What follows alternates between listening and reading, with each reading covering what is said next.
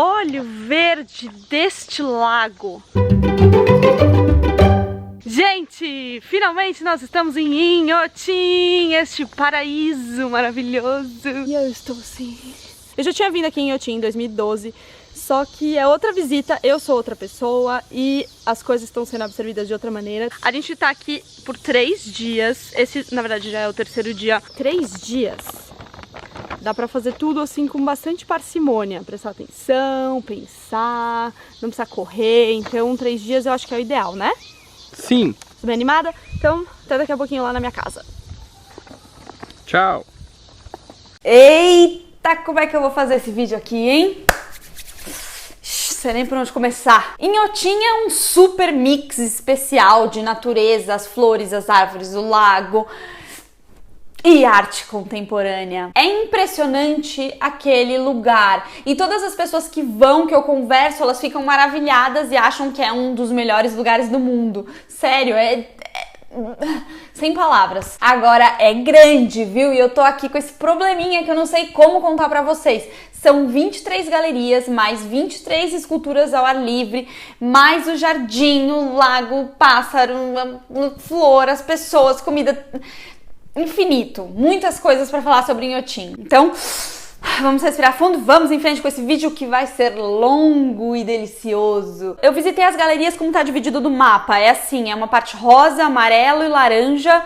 Sei lá, são 3 regiões que eles colocam essas corzinhas. Mas aqui no vídeo, pra eu não me confundir, eu vou falar as galerias em ordem numérica, tá? A Galeria Mata tinha uma exposição de comemoração de 10 anos do Inhotim, que foi esse ano. É uma exposição que pensa a proposta de um centro de arte contemporânea em Brumadinho, que é longe dos centros culturais estabelecidos. Tem obras do Leonilson, Érica Verzutti, Delson Uchoa, Caetano de Almeida, Vitor Grippo. Tem uma fissura na parede que você consegue ver os bastidores assim da galeria, ou as entranhas, umas coisas assim dentro. Tem uma instalação do José Damasceno que faz uns desenhos no espaço com carpete. E tem essa instalação muito legal que são uns saquinhos plásticos que ficam rodando e fazendo, sei lá, uma sincronia. Antes de entrar tinha uma cortina e a gente achou que teria um passarinho solto pela sala, pelo barulho que fazia, parecia uma asinha de passarinho correndo pela sala. A Galeria True Rouge tem uma instalação do Tunga. São redinhas com vários objetos, alguns deles eram frascos com líquidos vermelhos que na performance de inauguração, alguns atores nus derrubavam sobre si e essas estruturas estão presas como se fosse um teatro de marionetes. A instalação foi inspirada em um poema que fala sobre a ocupação do espaço pelo vermelho. Na Galeria Praça tinham 3 coisas. A primeira era uma instalação do lado de fora, que eram uns pesos com umas ripas de madeira que equilibravam uma moeda de 10 centavos. É uma referência ao capitalismo e essa reação em cadeia que desenrola nas crises. Tinha uma sala com obras do Luiz Zerbini, umas pinturas bem bonitas que às vezes retratavam árvores e plantas e outras tinham uma coisa mais geométrica com uma tinta metalizada. E a terceira sala era uma instalação da Janet Cardiff que eu adoro. É um coral que ela gravou cada voz em um microfone e aí você escuta cada voz em um alto-falante, juntas elas compõem o coral, mas se você andar pela sala, você consegue ouvir o detalhe de cada voz. É muito lindo.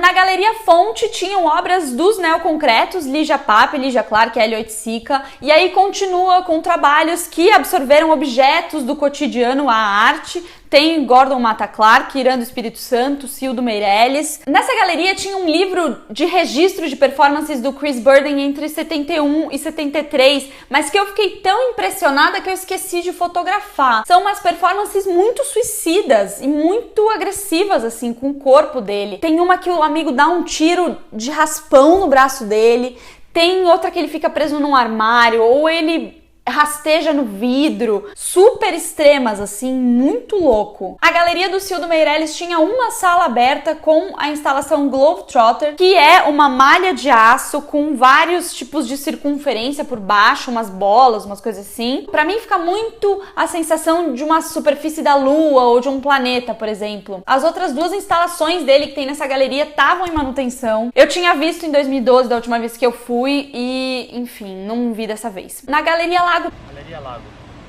Idiota. Também tinham obras de vários artistas, por exemplo, as pedras lapidadas do Ira do Espírito Santo. Tem um humor aí nessas obras, porque a arte se apropria da natureza e quer corrigir as imperfeições da natureza, né? Porque ele lixa e deixa tudo bem lisinho. Não sei, é um negócio obsessivo que dá vontade de fazer igual. Tem uma instalação do Dominique Lang que ele usa esculturas que o pai fez antes dele nascer para construir um diálogo de gerações e olhar pro próprio passado dele. Tem uma do David Lamelas, que é simplesmente uma sala escura com um foco de luz e cria aí uma relação com o espaço e ao mesmo tempo te faz pensar num espetáculo, né? Porque aquele holofote. Tem também um vídeo da bolha do Cal e da Rivani que já passou várias vezes aqui no canal. A galeria da Adriana Varejão, que eu acho bem linda, com aquelas piscinas na parte da frente. Na entrada tem uma obra que é um banco com azulejos pintados com 50 tipos de plantas alucinógenas de diversas partes do mundo, que alude a essa mudança de percepção também que a arte te propicia. Essa galeria tem 3 andares. No primeiro andar tem a parede viva, visceral, que foi inspirada no desabamento do Hotel Linda do Rosário, no centro do Rio, em que as paredes de azulejo caíram em cima de um casal. Tem a pintura da sauna, que parecem azulejos e que dá uma sensação de profundidade, como se fosse a continuação do pavilhão. Aí no segundo andar também são azulejos e é como se fosse um painel barroco, mas montado de uma maneira caótica, como um maremoto. No teto tem outros azulejos com pinturas de plantas carnívoras, eles ficam num vão e eu quase passei despercebida. E no terceiro andar, que é a varanda, tem os passarinhos de espécies típicas da região mineira. É inspirado em outra obra que a Adriana Varejão tinha feito de pássaros da Amazônia, por conta da relação forte que os índios Yanomami têm com os pássaros. A Galeria Doris Salcedo estava em manutenção, parece que está em manutenção desde 2012. La la la. Oh no. Under maintenance. Na Galeria Marcenaria tem uma obra do Vitor Grippo que me fez ficar pensando bastante. É um relógio de sol que ilumina o ateliê do artista, então tem algumas mesas que representam cada etapa do processo de escultura e a fresta da janela por onde entra o sol ao longo do dia ilumina uma mesa específica. Então é como se o sol guiasse o trabalho. Em São Paulo eu fico bem desconectada desses tempos naturais e aí a gente foi para Minas e tem aquela coisa dos vales e essa região, e assim, você consegue ver as nuvens e ver a chuva chegando. Eu fiquei prestando muita atenção nisso, que como muda a vida, muda o ânimo das pessoas, e como na cidade a gente não tá em contato com a natureza e meio que a gente se acostuma e não sabe o quanto isso prejudica ou o quanto isso, sei lá. Esse galpão é uma marcenaria remanescente da fazenda original de Inhotim. A galeria do Doug Aitken, que fica bem lá em cima, e quando a gente foi, choveu. Mas tá tudo bem, porque Rafael teve sabedoria e comprou uma capa de chuva quando ele viu o céu meio cinza. É uma galeria que você vê e aparentemente não tem nada dentro, mas aí tem um buraco no centro que tem 200 metros de profundidade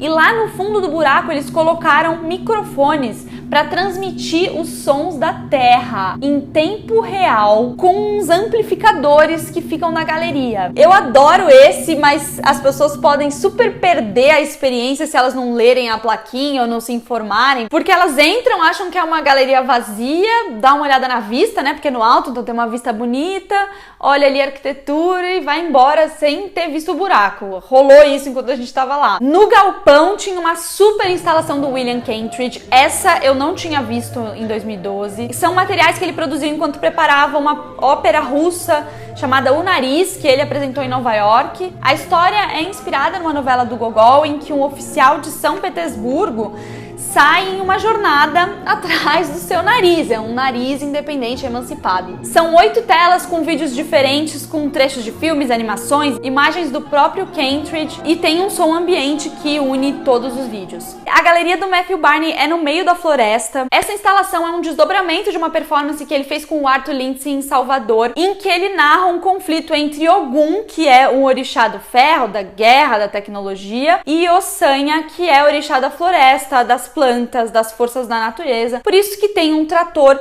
e uma escultura de uma árvore. A galeria em si é um domo futurista espelhado e tem uma iluminação natural e essa relação com as árvores, com a natureza de fora. A Galeria da Rivani é uma casa muito fofa, é a casa mais antiga da propriedade em que foi construído o Inhotim, é do século XIX. Eles fizeram um trabalho de resgatar a arquitetura e adaptar para receber a obra. Então tem um teto translúcido com luzes e ventiladores que movimentam bolinhas de isopor. É como se fosse um céu que você não consegue controlar e que tá mudando o tempo inteiro. A Galeria da Valesca Soares tem uma das localizações mais privilegiadas, eu acho.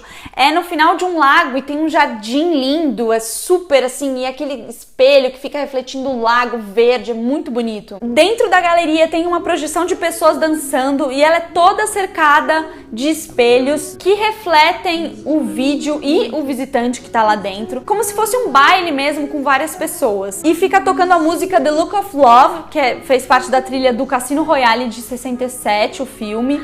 E o vídeo foi gravado no antigo Cassino da Pampulha, projetado pelo Niemeyer, que hoje é museu. Tava um calor nessa hora e a gente entrou na galeria, tava um ar-condicionado, então foi assim, eu queria ficar naquele baile pra sempre. A Cosmococa é uma galeria interativa, são propostas do Hélio Oiticica e do Neville de Almeida, então são ambientes sensoriais com projeções de música, imagens inspiradas em cocaína e celebridades como Jimi Hendrix, a Marilyn Monroe, John Cage. Uma das salas tem uma piscina que você pode levar seu biquíni e nadar. Qual a chance zero de eu nadar nessa piscina? Mas eu queria ver alguém nadar. Na outra, você pega uma lixa na entrada, senta ali no colchão, no chão e fica curtindo um som e umas projeções enquanto você lixa a sua unha. Tô com muito frio, tchau. Fica lixando só a unha. A outra tem umas redes e também uns sons e umas projeções. E tem uma outra que era um chão com vários desníveis e umas bexigas. Ótimo, onde você vai com essas bexigas? E a quinta sala que estava fechada para manutenção, então a gente não viu. A galeria do Miguel Rio Branco é demais. Tem um andar com fotos de uma série que ele fez no Pelourinho em 79. A história curiosa é que os personagens das fotos que viviam ali nos prédios ocupados, para se deixarem fotografar, eles recebiam em troca os seus retratos em um monóculo. Eu fiquei amiga do Inhotim e ganhei um monóculo também. No segundo andar tinham fotos também e instalações. Uma das instalações eram várias telas, cada uma projetando 80 imagens que iam trocando e se sobrepondo, e o fio condutor era uma série de retratos de um índio caiapó chamado Amaú, que era surdo e mudo e um pária na aldeia. O som da instalação faz parte de um ritual que ele registrou também na própria aldeia. A outra instalação tem uns tecidos com imagens impressas de tubarões. Os tubarões são ameaçadores, mas nem tanto assim, já que eles foram fotografados no aquário. Tem uma instalação que são 400 imagens que ficam se intercalando de retratos, paisagens e olhos. Era uma sala muito escura e eu fiquei entretida, então não tem vídeo dessa daí. Um dos monitores me disse que essa galeria do Miguel Rio Branco é uma das que dá mais trabalho pra ligar e desligar todos os dias. A da Marilá Dardot parece que é uma das mais fotografadas e dá pra entender, né? Eu mesma fiquei ali montando palavras e tirando 1000 fotos, fazendo bumerangue e todas aquelas coisas. Você escolhe letras e compõe palavras e cada letra é um vaso que você pode plantar sementinhas que eles disponibilizam ali no galpão. Plantar palavras e semear ideias. Uma curiosidade é que essas letras vaso foram produzidas por mulheres da comunidade do entorno ali de Inhotim durante vários meses. A instalação do Carlos Garaycoa fica em um antigo estábulo que foi reformado para receber a obra e dialoga diretamente com ela no sentido da história que os edifícios carregam. Na instalação ele faz uma crítica à arquitetura, então vários prédios, muitos anônimos, outros conhecidos, são feitos de vela e estão acesos. É uma cidade em chamas ou em ruínas, porque as velas vão derretendo e os prédios vão sumindo. Essas velas, elas vão sendo substituídas, então fica essa lógica da cidade de destruição e reconstrução. E ao mesmo tempo tem câmeras que vão transmitindo ao vivo no telão essa confusão toda. O que o educador disse é que a princípio seriam só prédios dos Estados Unidos, seria uma crítica direta. Ele é um artista cubano e tem toda essa relação de Cuba com os Estados Unidos, mas as Torres Gêmeas estavam ali na instalação e por conta dos atentados ele achou melhor dar uma diversificada, e então tem lá a Torre Eiffel, Vaticano, ele colocou outros países também. A galeria da Cristina Iglesias estava em manutenção, essa eu também tinha ido em 2012 quando eu visitei o Inhotim, dessa vez não rolou. A galeria da Lígia Pape tem essa instalação que eu amo desde que eu vi a primeira vez na Pinacoteca, é a teteia, que é essa mistura de teia fofa. São fios metalizados ligados do chão ao teto e iluminados, e eles parecem colunas e ao mesmo mesmo tempo focos de luz. O que mais que vocês acham? Eu acho tão bonito. E tem um super prédio, uma mega galeria dedicada só a essa instalação, assim, é muito fantástico, só no Inhotim. A galeria psicoativa do Tunga é algo, é demais. Pra mim o trabalho dele é zero fácil, eu fico exercitando o máximo do meu cérebro pra fazer as conexões. Tem a coisa da natureza, as tranças, muitas tranças, os pentes, as redes que envolvem tudo. E aí na galeria fica o Arnaldo Antunes cantando e eu ali tentando entender com toda a minha poesia o que ele tava dizendo. Do outro lado tem um cara repetindo C'est triste Venise, c'est triste Venise, c'est... Tem uma obra que são placas que parecem pentes presas por ímãs, muitos ímãs, e cabelos e tranças. Aí tem outras que são marionetes.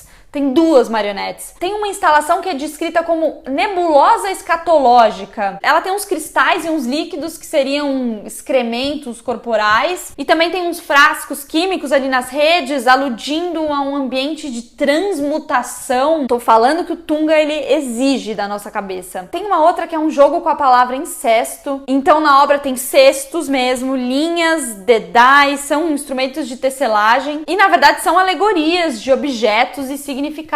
No subsolo tem a instalação Night and Day. Na verdade são 3 vídeos, mas o Night and Day é a que fica por mais tempo ali em looping. Então fica a imagem do túnel Dois Irmãos e a música do Frank Sinatra se repetindo. Daí tem as pinturas do Carol Dunham que ficam numa casa que foi centro de uma das fazendas que compõem Inhotim. São representações da natureza. Na verdade são árvores bem ousadas e cheias de alma e borradas. Daí por último tem a galeria da Cláudia Antujar, que é uma das mais recentes, a mais recente. As fotografias são da sua convivência com os povos indígenas na Amazônia, mais especificamente os Yanomami. Ela faz imagens de paisagens, da terra, das águas, dos bichos, das plantas. Ela registra toda a imersão dela na cultura Yanomami, a vida na casa comunitária, na terra floresta, dos rituais, cerimônias, inclusive alucinógenas. Tem imagens de transes. Tem uma série de desenhos feitos pelos próprios indígenas a partir de papel e pincel que a Cláudia Antujar apresentou a eles. E ali nos desenhos são retratados diversos aspectos da vida dos Yanomami. A última série é do contato da aldeia com elementos externos, como a construção da rodovia, a corrida do ouro nos anos 80, a presença dos militares, missões religiosas e todas as atividades que continuam ameaçando a região, o garimpo ilegal, o extrativismo e tal. 23 galerias e, meu amigo, se você acha que já está extasiado de tanta arte, não, ainda tem muito mais. Tem muitas esculturas espalhadas pelo parque. Tem Tunga, Amilcar de Castro, Dan Graham, Edgar de Souza, Paul McCarthy, Valtércio Caldas, Dominique Gonzalez Forster, Giuseppe Pennoni, John Ahern e Rigoberto Torres, Hirkrit Tiravani. Por exemplo, no telhado do teatro tem um jardim da Yayoi Kusama. Ô, gente, quando vocês vierem pra Inhotim,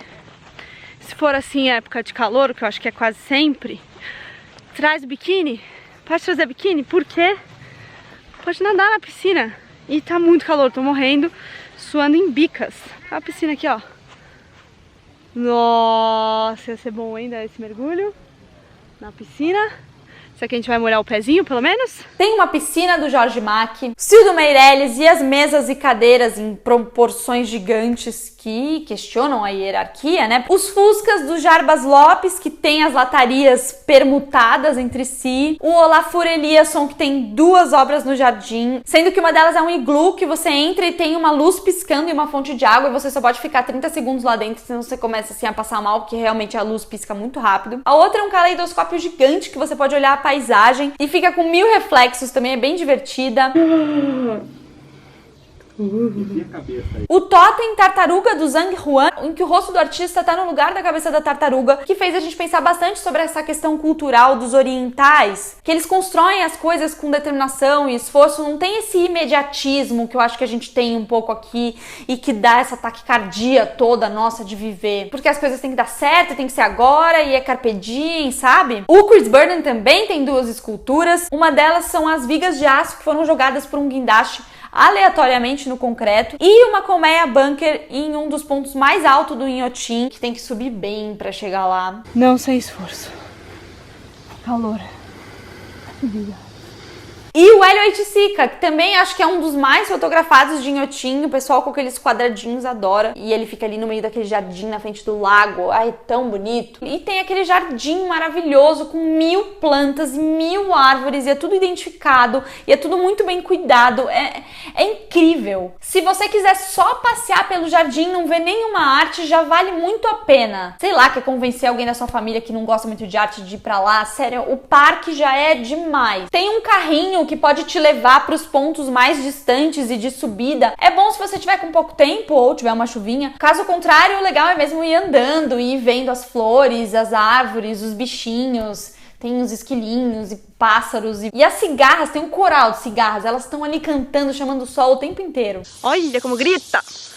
A gente também assistiu uma apresentação da Orquestra Jovem de Inhotim. Eles têm essa iniciativa de ensinar música para os jovens ali da região. E isso que eu acho muito fantástico de Inhotim, porque você descentraliza, não fica só as coisas acontecendo em São Paulo, Rio de Janeiro e sei lá, outras poucas capitais. É importante que a cultura esteja espalhada por todos os lugares mais difíceis de acessar e sei lá. Bom, então é isso, acho que eu fiz um tour de Inhotim. Se vocês quiserem falar especificamente de alguma obra, alguma galeria, comentários aqui, também se vocês quiserem sugestão, alguma dica da viagem, como é que foi, como é que faz, nananã. Tô aqui, podemos falar sempre. Então já aproveita aí, se inscreve no canal, se você não é inscrito. Dá um like no vídeo e vai lá nas redes sociais, Facebook, Instagram também. Tamo junto, beijo, tchau.